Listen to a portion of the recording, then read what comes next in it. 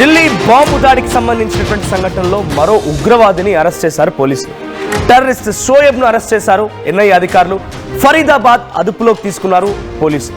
ఫరీదాబాద్ దగ్గర ఇప్పటికే 3700 కిలోల పేలుడు పదార్థం అమోనియా నైట్రేట్ని అదుపులో పట్టుకున్న తర్వాత సుమారుగా 3 అదుపులోకి తీసుకున్నారు. దాంతో ఉన్నటువంటి అటాచ్మెంట్లో ఉమర్ నబీ, షాహీన్ షాహిద్, మొహసిన్ ఇలా చాలా మంది అదుపులోకి తీసుకున్నారు. అయితే ఇప్పుడు మరో ఉగ్రవాదిని అదుపులోకి తీసుకున్నారు పోలీసులు.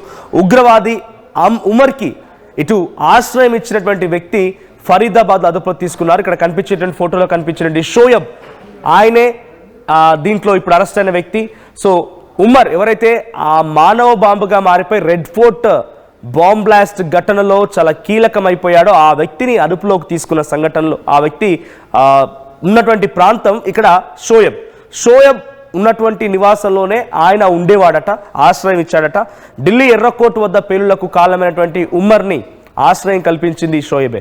ఇప్పటికే 7 వరకు టెర్రరిస్టులు అరెస్ట్ చేసిన పోలీసులు ఇప్పుడు షోయబ్ ఇంటి నుంచి దేశంలో పలుచోట్ల పేలుళ్లకి కుట్రను కూడా చేసినటువంటి విధంగా పలు ఆనవాళ్లను కూడా గుర్తించారు. సో షోయబ్ అరెస్ట్ తర్వాత కొంత మరింతగా డీటెయిల్స్ రాబట్టే ప్రయత్నం పోలీసులు చేస్తూ ఉన్నారు. సో ఎన్ఐఏ అధికారులు అదుపులో ఉన్నారు. ఇప్పుడు షోయబ్ని విచారిస్తున్నారు. అయితే ఉమర్ నబీని అరెస్ట్ చేసి ఉమర్ నబీ పేలుడు కారణమైనటువంటి ఘటనలో మానవ బాంబుగా మారిపోయిన వ్యక్తి ఆయన ఇప్పుడు షోయబ్ దగ్గర ఆశ్రయం తీసుకున్నాడట. అయితే షోయబ్ దగ్గర ఆశ్రయం తీసుకున్న క్రమంలో ఆయన అక్కడే కుట్రలు పడినాడట షోయబ్తో కలిసి. ఎక్కడెక్కడ పేలుళ్లకు పాల్పడాలి, హై డెన్సిటీ పాపులేషన్ ఉన్న ప్రాంతాలు ఏంటి, ఎక్కడెక్కడ మనం పేలుళ్లకు పాల్పడితే ఎటువంటి మరణాలు సంభవిస్తాయి, ఏ రకంగా హెచ్చరికలు మనం జారీ చేయగలుగుతాం, ఇలా అనేక కోణాల్లో కూడా ఆలోచించి అక్కడే స్కెచ్ వేశాడట. సో రెడ్ ఫోర్ట్ పేలుడు ఘటన కూడా స్కెచ్ వేసింది షోయబ్ దగ్గరే. షోయబ్ ఆశ్రయం ఇచ్చిన చోటే ఉమర్ నబీ అక్కడే స్కెచ్ వేశాడు. ఎస్, మా ప్రతినిధి ఢిల్లీ నుంచి నవీన్ సిద్ధంగా ఉన్నారు. నవీన్, సో ఇప్పుడు షోయబ్ని అరెస్ట్ చేసిన తర్వాత ఎన్ఐఏ అధికారులు అదుపులోకి తీసుకున్న తర్వాత ఎటువంటి విషయాలు బయటపడుతున్నాయి అంటే షోయబ్ ఏ రకంగా సహకరించాడు, షోయబ్ కూడా ఉగ్రవాదులతో లింకప్లో ఉన్నాడా, షోయబ్ ఇటు ఉమర్ నబీతో ఎటువంటి కుట్రలకు పన్నాడు, ఆయన దగ్గర ఏమేమి మ్యాప్స్ ఉన్నాయి అంటే ఎక్కడెక్కడ పేలుళ్లకు పాల్పడాలి, ఏ రకంగా చేయాలి, ఇవి స్కెచ్ అంతా ఆయన దగ్గర జరిగిందన్న క్రమంలో ఏమైనా ఇన్ఫర్మేషన్ బయటకు వస్తుందా?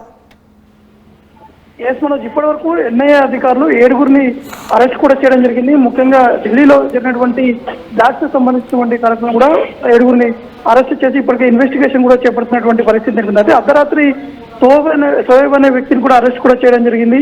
అతను ఏదైతే సూసైడ్ బాంబర్ గా ఉన్నటువంటి ఉమర్ నబీకి ఆశ్రయం ఇవ్వడంతో పాటు అతనికి సహకారం కూడా అందించారని చెప్పేసి కూడా ఈ యొక్క ఇన్వెస్టిగేషన్ లో తేలినట్టు కూడా తెలుస్తుంది. ఎందుకంటే ఈ షోయబ్ అనే వ్యక్తి ఫరీదాబాద్ సమీపంలోని దౌజ్ గ్రామంలో ఇతను ఉమర్కి ఆశ్రయం కూడా ఇచ్చినట్టు కూడా తెలుస్తుంది. కాబట్టి అతను ఎప్పటి నుంచి షోయబ్కి టచ్ లో ఉన్నారు, వీరిద్దరికి ఎప్పటి నుంచి ఫ్రెండ్షిప్ ఉందనే కోణంలో కూడా ఇన్వెస్టిగేషన్ అధికారులు ఇన్వెస్టిగేషన్ కూడా చేపడుతున్నటువంటి పరిస్థితి తెలుస్తుంది. ఎందుకంటే ఇప్పటి వరకు అరెస్ట్ చేసినటువంటి 7 మాత్రం వారందరూ కొంతమంది జమ్మూ కాశ్మీర్లోని పుల్వామాతో పాటు సీనియర్ చెందినటువంటి వారు అందులో 3 ఉన్నారు. మిగతా 2 యూపీకి చెందినటువంటి వారు, మిగతా 2 ఫరీదాబాద్ చెందినటువంటి వారు. కాబట్టి వీరందరూ కూడా ఇదే ఆల్ఫాలా యూనివర్సిటీలో చదువుకునేటువంటి సమయంలో వీరందరికీ ఫ్రెండ్షిప్ కుదిరిందా, లేకపోతే వీరు కావాలని చెప్పేసి టెర్రరిస్టులతోటి లింక్ అయి వీరు పేలుళ్లకి కుట్ర పన్నారనే కోణంలో కూడా ప్రస్తుతానికి ఎన్ఐఏ అధికారులు దర్యాప్తు కూడా చేపడుతున్నటువంటి పరిస్థితి జరుగుతుంది. అయితే ఇప్పుడు షోయబ్ని అరెస్ట్ చేసిన తర్వాత అనేక అంశాలు కూడా వెలుగులోకి కూడా వస్తున్నట్టు కూడా తెలుస్తుంది. ఎందుకంటే షోయబ్తో పాటు ఇతను సూసైడ్ బాంబర్గా ఉన్నటువంటి ఉమర్ నబీ మాత్రం ఇతను ఏ విధంగా కుట్రలు పన్నాలి, అనేక ప్రాంతాలు అంటే ఢిల్లీలో షోయబ్కి ఎక్కువగా పరిచయాలతో పాటు అనేక ప్రాంతాలు షోయబ్కి తెలుసు. కాబట్టి అతని త్రూవే ఈ యొక్క బ్లాస్ట్ కూడా చేపట్టాలని చెప్పేసి కూడా వీరు ప్లాన్ చేస్తున్నది కూడా తెలుస్తుంది. కాబట్టి ఇంకా పూర్తి స్థాయిలో ఇన్వెస్టిగేషన్ అనేది కూడా కొనసాగుతున్నటువంటి షోయబ్ అరెస్ట్ తర్వాత వాడు ఉంటున్న చోట ఏమైనా కీలకమైన ఆధారాలు లభించాయా? ఏదైనా పేలుడు పదార్థాలు కానీ లేదా ఇంకేదైనా మ్యాప్లు లేకపోతే కుట్రలు పడడానికి వాళ్ళు వేసుకున్న స్కెచ్లు ఇవన్నీ కనిపిస్తున్నాయా? ఇంకేదైనా కీలకమైన డేటాను రాబడుతున్నారా షోయబ్ దగ్గర నుంచి?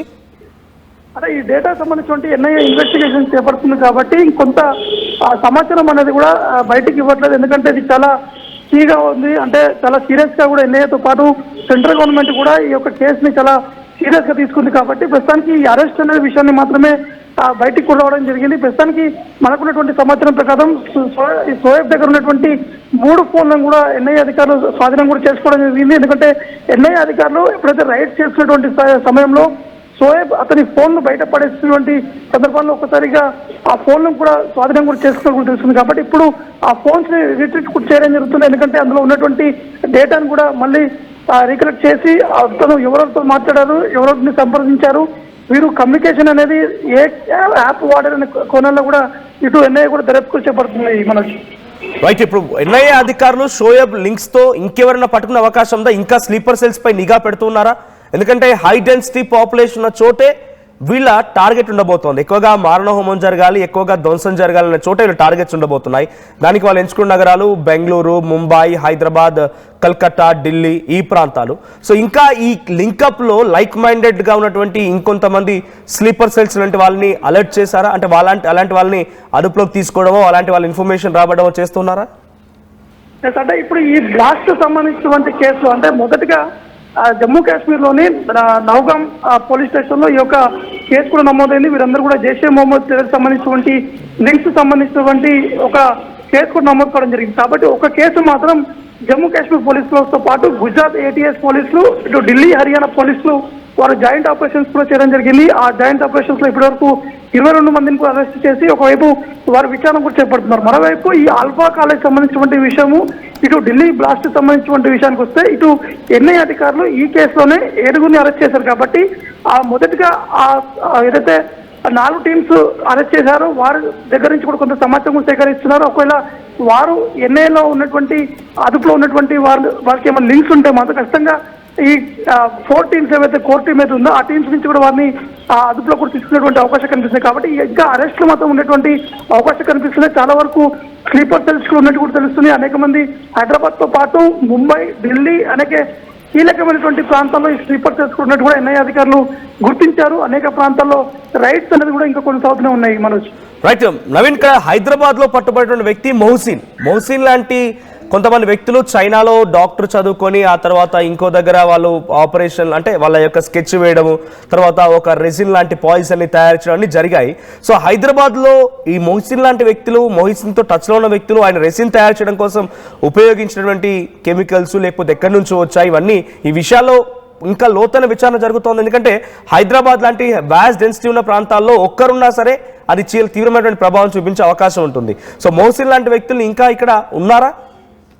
ఖచ్చితంగా అంటే ఇప్పుడు మోసిన్ తో టచ్ ఉన్నటువంటి ఆ వ్యక్తులను కూడా ఇప్పటికే గుజరాత్ ఏటీఎస్ తో పాటు హైదరాబాద్ ఉన్నటువంటి స్పెషల్ టీమ్స్ కూడా వారిని అరెస్ట్ కూడా చేయడం జరిగింది. కొంతమంది విచారణ కూడా చేపడుతున్నటువంటి పరిస్థితి నెలకొంది. కొంతమంది కీలకంగా ఉన్నటువంటి వ్యక్తులను కూడా రిమాండ్ కూడా చేసినటువంటి పరిస్థితి నెలకొంది. మిగతా కొంతమంది రిమాండ్ అయినటువంటి వారిని కస్టడీ కూడా తీసుకొని ఇంకా విచారణ కూడా చేపడుతున్నటువంటి పరిస్థితి నెలకొంది. కాబట్టి ఈ మోసిన్ తో పాటు ఈ ఆల్ఫాలా కాలేజ్ లో ఉన్నటువంటి లింక్ తో పాటు గుజరాత్ ఉన్నటువంటి లింక్స్, దాంతో పాటు ఇది జమ్మూ కాశ్మీర్ నుంచి కూడా ఈ యొక్క లింక్ ఉంది. కాబట్టి ఈ అనేక లింకులు కూడా కొంత విచారణ చేపట్టేందుకు కొంత సమయం కూడా పడుతుందని చెప్పేసి కూడా ఇటు ఇన్వెస్టిగేషన్ సంబంధించినటువంటి అధికారులు కూడా చెప్తున్నారు. ఎందుకంటే ఎన్ఐఏ సంబంధించినటువంటి టీమ్స్ మాత్రం ఇప్పుడు 7గురు మాత్రమే అరెస్ట్ చేశారు. అరెస్ట్ చేసి వారిని కస్టడీలో కూడా తీసుకునేటువంటి పరిస్థితి నెలకొంది. వారిని విచారిస్తున్నటువంటి సమయంలో కేవలం ఢిల్లీ లింక్సే కాకుండా దేశవ్యాప్తంగా ఉన్నటువంటి లింక్స్ అన్ని కూడా వెలుగులోకి వస్తున్నటువంటి పరిస్థితి నెలకొంది. వీరు ఏ విధంగా కుట్రలు పన్నాలి, వీరికి సంబంధించినటువంటి ఎప్పటి నుంచి ప్లాన్స్ చేపడుతున్నారు,